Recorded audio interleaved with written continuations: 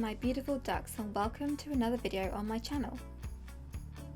In today's video, we're working on another bungalow because I suck at creating anything else. It's a small 1-bedroom, 1-bathroom build, but there is an office which you could change into another bedroom should you wish to move a larger family in or want your single Sims to start a family. I really enjoy building this little bungalow because I used a reference image from the Zillow website. Zillow is an American estate agent website with loads of great inspo pics, which is perfect for when you're feeling a little unmotivated or unsure in which building direction you want to go in. Now, it's great for inspiration, but remember, real life builds aren't that easy to incorporate in The Sims, mostly because of the weird grid that The Sims works with.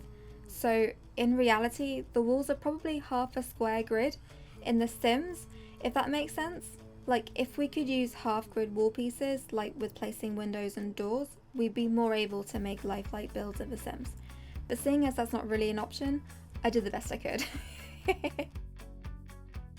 So the build I used for inspiration had a really plain foundation, and I find that when you use the flat foundation in The Sims, adding columns to the exterior can be really weird. I always use these white wooden beams from the Get Together pack because I feel like they just create a really nice detail to the corners, and I hate the way the wallpapers with the same design works.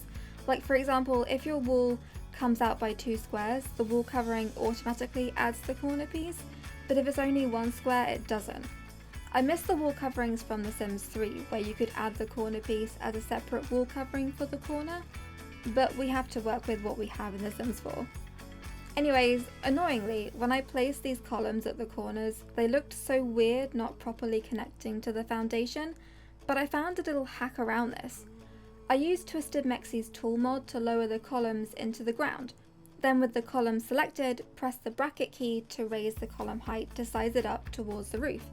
It's a bit fiddly. Whenever I placed a new wall covering, the nearby columns would revert down towards the ground. So most of this video is me going back out to the exterior and fixing that. But as annoying as it was, I way prefer the outcome than the weird cut-off point at the house foundation. If you do decide to download this build from the gallery, when it loads, you will have to raise up the columns yourself. It's super easy to do though. Don't use the arrows on the column, but instead use the bracket key to raise the height of it. Once you've done it once, you won't have to do it again unless you change any of the wall coverings or floorings in the house. Can you guys believe it's December already? I mean, in my head it still feels like March 2020, but so much has happened this year. Personally, I have had one crazy year. From losing family to getting engaged, I feel like I've experienced the highs and lows of life. And sometimes I feel like I'm on a roller coaster ride. But I think it's really important, especially this time of year, to try to do something good for someone else. Whether it's giving to charity or visiting loved ones and letting them know that how much you love, care and appreciate them. I'm looking forward to the festive season. I'm spending it with my in-laws, and it's going to be small but nice. I mean, the cost of living crisis has hit us all pretty hard, so I think it's a lot easier that there's only going to be a few of us. But having said that, we'll all pull together and make it the best we can. Christmas doesn't have to be an expensive affair. We'll probably play silly games and give small silly gifts. It's more about being present in the moment and appreciating each other. Wow, this voiceover just got way more heavier than I expected. I'm planning on bringing some more festive content to the channel over the coming weeks, so make sure to stay tuned for that.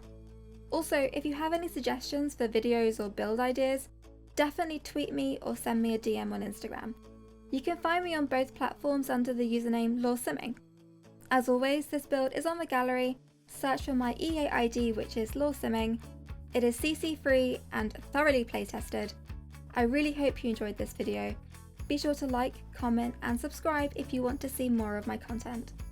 Thanks for watching, the screenshots are at the end, and I'll see you next time. Bye!